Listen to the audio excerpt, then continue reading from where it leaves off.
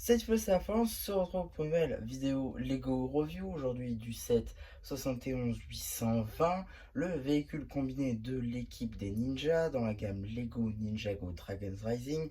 Ce set donc tout fraîchement sorti en juin 2024, sorti donc au prix public de 89,99 €. On va commencer cette review par tout d'abord la présence de ce démon de briques, mais bon, on est d'accord, tout le monde s'en fiche, donc on va pouvoir passer tout d'abord aux figurines. Ici nous avons la figurine de Lloyd Tournoi des sources, et à chaque fois ce sont de magnifiques figurines. Juste ici on va retrouver par contre plus d'éléments qu'on a déjà vu plutôt récemment, notamment juste ici, donc les cheveux qui est dans la même couleur que la figurine de Master Lloyd, sortie donc en janvier, ainsi que la même version avec les épaulettes sortie dans les shrines donc en mars 2024. Ce qui est de la tête du film, pareil que Master Lloyd par exemple. Par contre, le bandeau, le bandana juste devant lui, est une nouveauté dans cette couleur-là. C'est plutôt agréable de voir de nouvelles couleurs dans cette pièce qui est apparue il y a de ça quelques temps. L'épaulette qui est la même de ses comparses, à défaut de Jay évidemment, avec donc sa version en noir. Ce qui va être de la tenue, donc pareil, ce sera de la nouveauté. Donc avec ce nouveau torse, avec ses nouvelles impressions, pareil pour les jambes qui sont imprimées. L'arrière de la figue juste ici. Si je retire son épaulette, on peut voir l'arrière du torse. Là encore, de très belles impressions, même que un peu plus sobre pour celle de Lloyd, je dois l'avouer. Il y a beaucoup moins de détails, beaucoup moins imposant que les autres ninjas.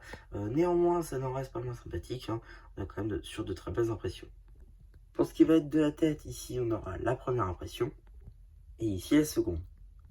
En termes d'accessoires, Lloyd, comme tous ses comparses, aura le droit à un grand katana, ainsi qu'un katana à plus petite lame, ainsi qu'à son fidèle katana qui, le moule, le suit depuis le film, et pour ce qui est de cette couleur, le suit depuis 2019 avec la saison 11. Ici nous avons donc la figurine de Cole Tournoi des sources, et comme chaque figurine de ce rang, elles sont juste magnifiques, on va pas se mentir. Le seul défaut qu'il y aurait sur cette figurine, c'est les cheveux.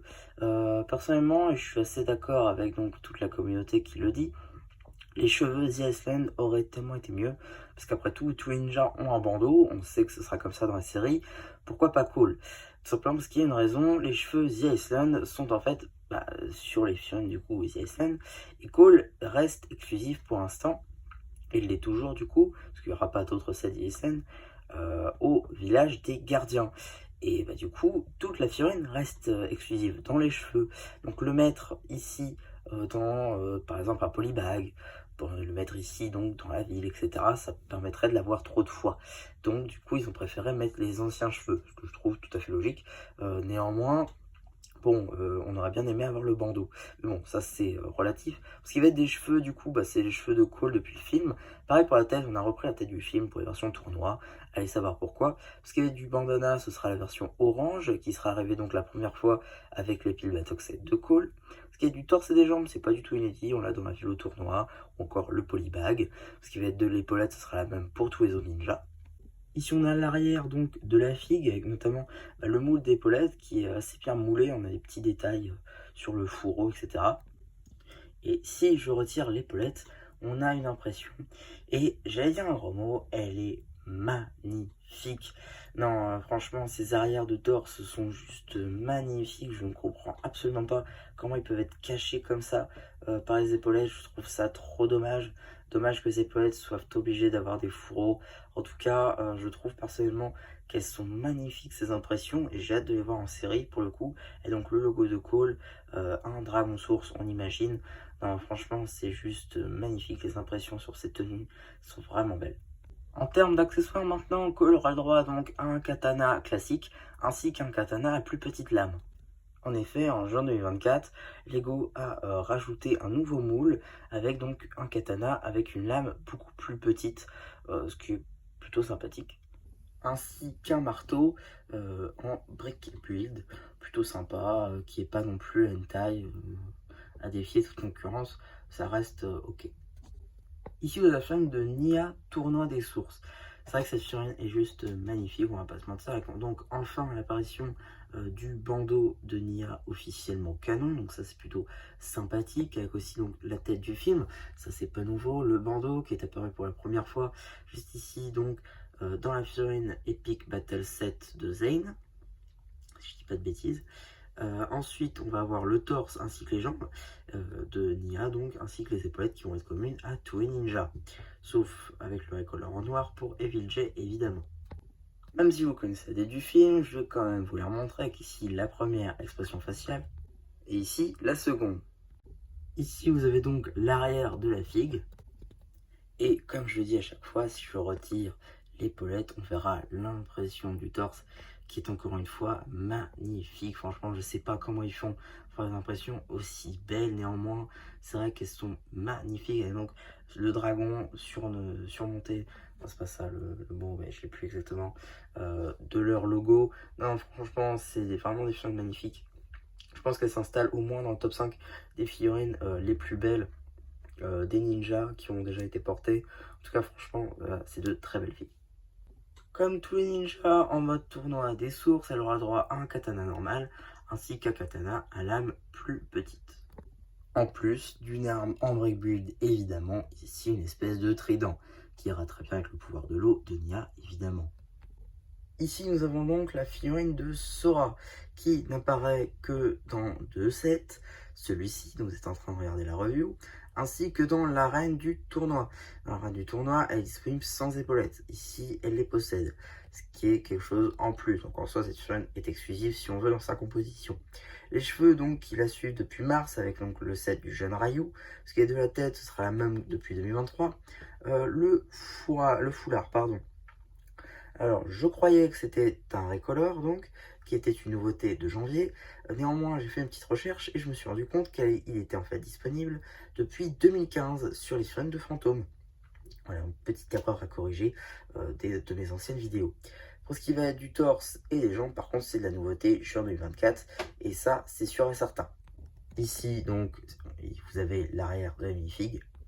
Ici, on va pouvoir observer l'arrière du torse, et donc ce petit chat si caractéristique de Sora. Sora possède toujours ce bras tampographié aux couleurs d'Imperium, évidemment. Si maintenant on s'occupe des expressions faciales, ici nous avons la première, et là, la seconde. En termes d'accessoires, un katana à taille normale, ainsi qu'un katana à plus petite taille. Ici, vous avez la figurine de l'un des guerriers loups. Alors, donc du coup, dans cette nouvelle version qui a été sortie donc à l'occasion de la partie 2 de la saison 2 de Ninjago Dragon Racing, sortie donc en 2024, le tournoi des sources donc, et cette figurine est exclusive. Voilà, alors, en vérité, la seule et unique pièce qui est exclusive, c'est l'armure.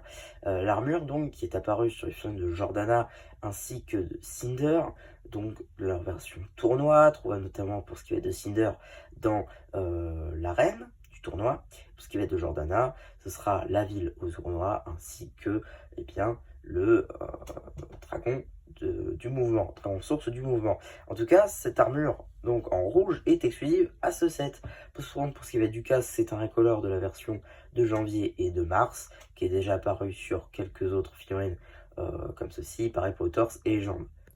Pour ce qui va être de la tête, ce sera la même depuis janvier, comme vous pouvez le constater, ainsi que donc l'arrière du torse qui est plutôt pas mal fait. En termes d'accessoires, ce sera 2 griffes.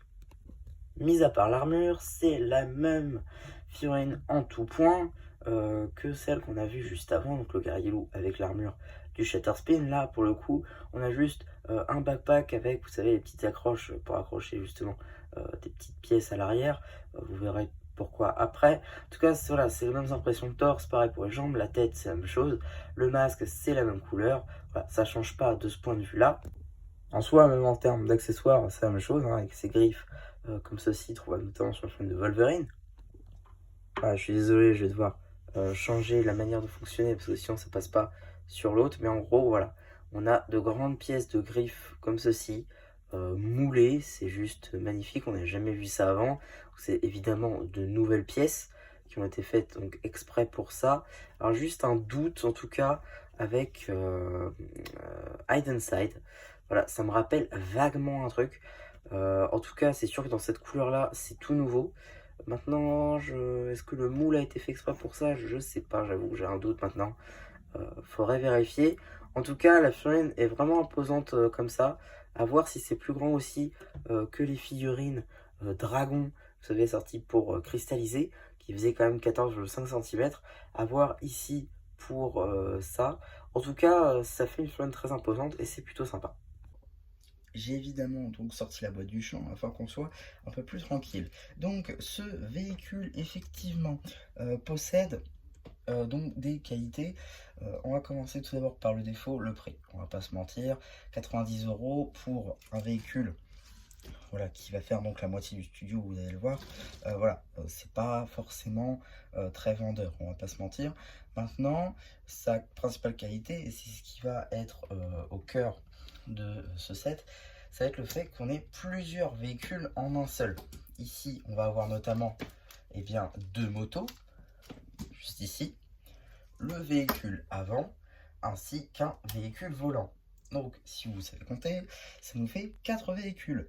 Donc, déjà, c'est plutôt sympa de ce point de vue-là, et c'est ce que j'apprécie personnellement le plus dans ce genre de véhicule dans la gamme Ninjago. Parce que oui, c'est pas le premier, hein. On a déjà eu donc le premier véhicule, l'original, celui de 2012, qui était sorti donc pour la saison 2 de Ninjago, qui était donc l'Ultrasonic.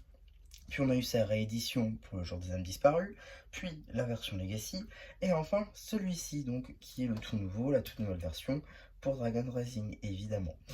Donc on va commencer tout d'abord par les motos. Alors la moto qui, on va pas se mentir, se compte au nombre de deux, parce que à part le bleu et le orange qui s'échangent selon la moto, c'est exactement la même construction. Donc pour la moto qui va être donc juste ici, on va évidemment reconnaître la plate ici qui va changer en bleu avec l'autre partie, la tile biseautée 2x2 juste ici qui va changer pareil, ainsi que les pièces transparentes à l'avant. Sinon le reste c'est la même chose avec donc le guidon, la petite place pour la figurine, les pneus évidemment, les petites suspensions.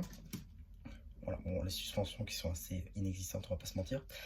Donc des pièces moulées pour le moteur, des petites accroches, vous verrez un petit peu après pourquoi, et évidemment la même construction de l'autre côté. Donc ces motos ont une construction assez particulière car elles peuvent aussi, en plus du véhicule principal qui est juste là, se connecter à cette petite pièce qu'on va construire après celle moto de call, qui va permettre donc de connecter les deux ainsi.